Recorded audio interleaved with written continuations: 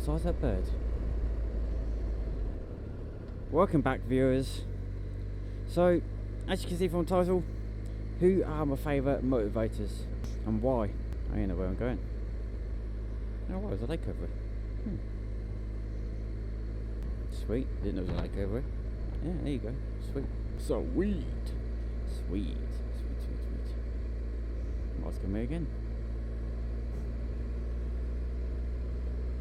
So my first one would be Emi Beard. Back in 1982, she rode a BMW GS. Damn it, I can't remember what the bike was called. But either way, she rode a BMW and she rode it all around the world. She was the first female biker to actually ride around the world. And I thought that is pretty amazing. And she only started to become more popular as many years go by because no one wanted to listen to her story.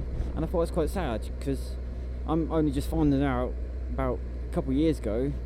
And I think, wow, she is actually pretty amazing and pretty inspirational. And it's one of the reasons why I wanted a big touring bike, because so I can go on longer journeys, longer distance touring, and just see the world. And one day I will go around the world, I hope.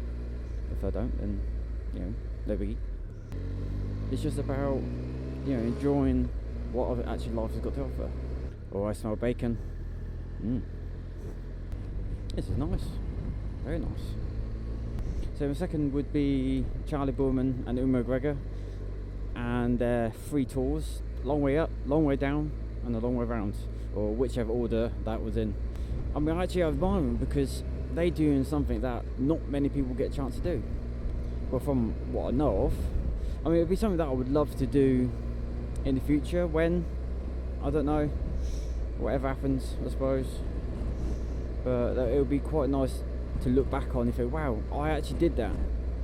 It's a story that you can take with you. I mean, I love riding, that's one reason, those main people, the main reason why I just want to keep on touring, because there's so much to see. Somebody on the motorbike, I mean, as I say, you can see a lot of the world in the car.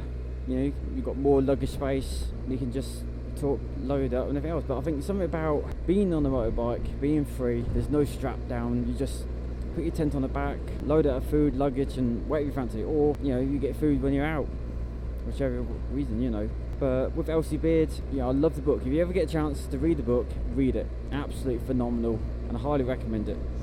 And Charlie, if you never watched Charlie Bowman and Emi Beard on all their 3 main series, worth a watch.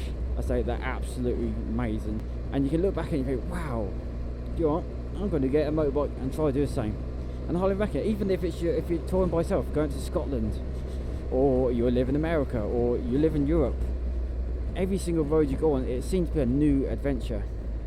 You can take home new Scotland. I mean, at some point I'm going to talk about the trip around Scotland, because when I was at Scotland, I went over the Queen's Ferry Bridge and thought, I'm looking for some breakfast. And I found this biker's cafe, and I'll leave in the description what it's called. But when I got there, I asked what for breakfast, and I had a bacon sandwich. I kept eating. I was sitting there chatting. I mean, one of the guys, I apologise because he said it about 3 times and I couldn't understand his lingo. Because I was talking to him, and he said, I'm heading up to Inverness.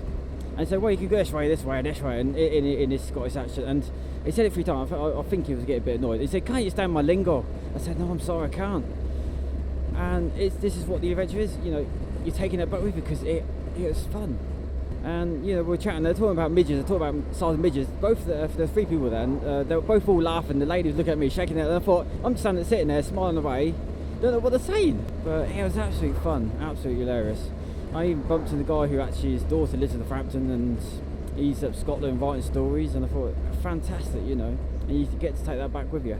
All these little journeys and adventures. You don't have to travel around the world, but it's a dream that I would like to do one day. So anyway, if you like that, like, subscribe, put a bell notification, stay tuned for the next one.